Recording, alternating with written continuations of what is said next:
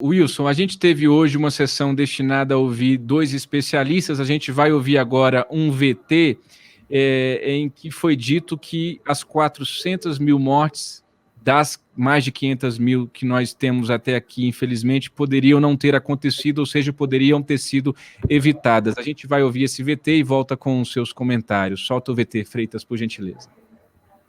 Fizemos uma análise que estimou que especificamente o atraso na compra das vacinas da Pfizer e da Coronavac resultou em 95.500 mortes. E logo depois, outros pesquisadores, usando um método, com toda tranquilidade para dizer isso, inclusive mais robusto do que o nosso, porque eles analisaram os dados, não especificamente dessas vacinas, mas o ritmo da campanha de vacinação que teria sido caso tivéssemos adquiridos, e eles estimaram 145 mil mortes, especificamente pela falta de aquisição de vacinas tempestivamente pelo governo federal. Próximo slide, por favor. Então, as considerações finais, muito rapidamente. O Brasil é um dos piores países do mundo na resposta à Covid-19. Não há outra justificativa que não a postura anti-ciência adotada no país. Investir na aquisição da imunidade de rebanho foi uma estratégia inicialmente equivocada, mas que a Suécia adotou no começo da pandemia, então apenas equivocada, mas depois de um certo tempo se torna uma estratégia repugnante, com toda a evidência científica apontando que a imunidade de rebanho por infecção natural não era atingível para a Covid-19. 4 de cada 5 mortes não teriam ocorrido se estivéssemos na média mundial, e entre 95 e 145 mil mortes foram causadas pela demora em comprar as vacinas. Então eu encerro com esse slide que mostra a bandeira brasileira, com 500 pontinhos representando cada uma das 500 mil vidas perdidas, e só os pontos em preto do gráfico da direita teriam sido perdidas caso o Brasil estivesse, repito, na média mundial, não na situação dos melhores países do mundo no enfrentamento da pandemia. Olha, além disso, foi dito também na CPI da Covid hoje que um pedaço das mortes por Covid é responsabilidade direta do presidente da República, e também nós fomos recordados de que 1 a cada 3 pessoas que morreram por Covid no mundo são brasileiras. O Wilson Lima hoje foi pancada para o governo Bolsonaro, hein? Ao contrário da última sexta-feira, em que a sessão foi marcada pela presença de especialistas pró-cloroquina, né? Então, Diego, basicamente a sessão de hoje, ela é o fundamento teórico de tudo aquilo que os senadores têm falado, né?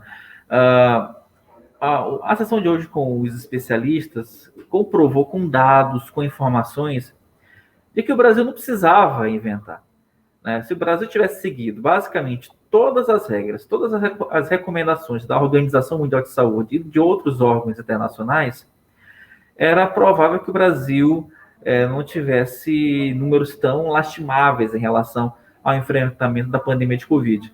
Essa audiência de hoje, ela tem um caráter muito mais simbólico do que técnico, né? Ela para a investigação, ela vai acrescentar muito pouco, né?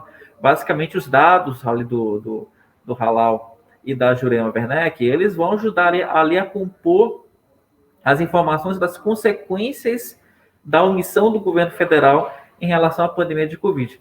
Obviamente que essas projeções, elas são estudos, são análises técnicas, então elas são um fragmento da realidade, né? Então não dá para você, com base nisso, de fato, taxar o Brasil poderia ter 400 mil mortes a menos ou 120 mil mortes a menos, até porque os números são variáveis, estamos falando de variantes, né?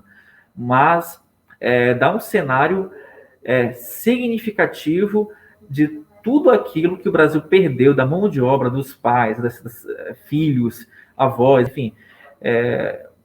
Ela é uma audiência que, nesse ponto, ela foi muito chocante, né? Porque ela dá a dimensão dessa tragédia que foi a pandemia de Covid-19 no Brasil, Diego. Então, essa audiência de hoje, ela tem esse caráter didático, ela teve esse caráter técnico, né? Se discutiu muito pouco cloroquina, assim, ao contrário das outras duas, né? A primeira audiência com o especialista foi dos contra a cloroquina, a da sexta-feira passada foi dos cloroquiners, né? Como a gente utilizou a expressão no site. se discutiu muito pouco. Não foi uma audiência de embates, os senadores realmente não vieram armados para isso. Eu senti um pouco que a base do governo estava um pouco apática por causa das revelações tuas, né, de ontem. Então, a gente sentiu que eles estavam realmente bem apáticos com essa enxurrada de informações sobre a Covaxin, então eles não quiseram polemizar muito. Aconteceu uma coisa engraçada, curiosa até, é que a senadora Soraya Tronic, que é governista, né, até uma senadora governista admitiu, olha, gente, ivermectina e cloroquina não serve para absolutamente nada. Né? Ela falou isso, inclusive, em referência ao seu colega, o Luiz Carlos Reis. Então, a audiência de hoje ela teve esse caráter realmente científico, técnico, para mostrar, para dar uma dimensão exata, né? Exata não, né? Porque os números são variáveis, né? Assim, se você for pegar da projeção da Jurema Werneck e do Pedro Halal, você vai ter uma diferença entre 120 e 400 mil mortes, quer dizer, é um universo muito grande, mas a gente tem uma dimensão aí, a gente consegue já contabilizar o que o Brasil de fato perdeu por causa de todas as ações negacionistas, para não falar outra coisa, do governo federal. Wilson, quando você fala que não houve discussão sobre a cloroquina, eu fico muito feliz e acho que quem está nos acompanhando também, porque não tem que haver discussão sobre cloroquina, não existe discussão sobre cloroquina. Você bem disse, a sessão de hoje ela teve um caráter didático, é um aulão, e é importante que se tenha. A CPI está com... Os holofotes estão todos voltados para a CPI, então que bom que haja um espaço, um dia como hoje, depois de tantos dias pesados, de bate-boca, de confusão, de briga política, partidária. A gente já mostrou que quase todo mundo da CPI é pré-candidato em 2022 a alguma coisa, então a gente sabe, então é bom quando vão duas pessoas normais, né, duas pessoas sãs, com sanidade mental, para dizer 8 horas de sessão e agora a sala precisa ser dito. Me fala um pouco, tem um áudio aí, acho que tem mais alguém com você aí na sala, Wilson, mas vamos concluir então. Eu queria a tua visão sobre a expectativa para amanhã, a sessão com os depoimentos do deputado Luiz Miranda e do irmão servidor do Ministério da Saúde, ambos responsáveis aí, segundo eles, por terem levado a Jair Bolsonaro as denúncias, as possíveis irregularidades envolvendo a Covaxin, informação que eu e você trouxemos ontem com exclusividade aqui no Antagonista. Então, Diego, na verdade era só uma colega da TV Cultura que estava aproveitando para gravar o que a gente chama de passagem, né, no jargão jornalístico, né, que é aquele momento que o repórter, né, ele aparece durante uma reportagem. Foi uma coisa muito pontual, os colegas já saíram aqui da sala. Sobre o depoimento de amanhã, a expectativa é que seja literalmente tiro, porrada e bomba. Acho que promete ser o depoimento. Por um lado, a CPI ela deve ter o seu primeiro um depoimento de fato forte, com informações contundentes, mas também promete ser um festival de baixaria. Por que eu estou falando isso? Do lado da base governista, do G7, dos senadores que são de oposição e também os considerados independentes, eles devem explorar esse depoimento para falar ou para explorar realmente as informações sobre a vacina Covaxin, sobre esse esquema de corrupção que nós temos dado várias matérias sobre isso. A história do Luiz Miranda afirmando que procurou o presidente Jair Bolsonaro para falar sobre o possível esquema, né, no Ministério da Saúde para a compra da vacina Covaxin, ele é mais um elemento de vários elementos que nós, inclusive, estamos publicando aqui no site. Né? Vou lembrar que a gente deu, no início da semana, uma reportagem mostrando que o líder do governo na Câmara apresentou uma emenda a uma medida provisória que favoreceu diretamente a contratação do laboratório indiano. Né? Então, existem vários elementos que vão ser explorados. A questão da medida provisória do Ricardo Barros, como é que foi essa intermediação no Ministério da Saúde, quem assinou o contrato, se houve pressão para que o contrato fosse assinado de forma mais célere. A questão, outra coisa que vai ser explorada vai ser a questão do possível pagamento de 45 milhões de dólares a uma empresa sediada em Singapura para adiantar, como forma de adiantamento para o pagamento, para o recebimento de 300 mil doses de vacina. Ou seja, tem muita coisa a ser explorada. E o Luiz Miranda, como você muito bem mostrou no início do programa, e quer dizer, agora há pouco na nossa entrada, Diego, o Luiz Miranda, ele está com sangue no olho, né? Ele está com sangue no olho.